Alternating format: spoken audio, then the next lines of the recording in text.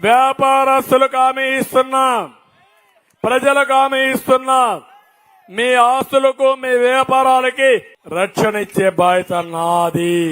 దుర్మార్గుణ్ణి ఓడించడానికి చెయ్యి కలపదాం. సిద్ధమా మీరు?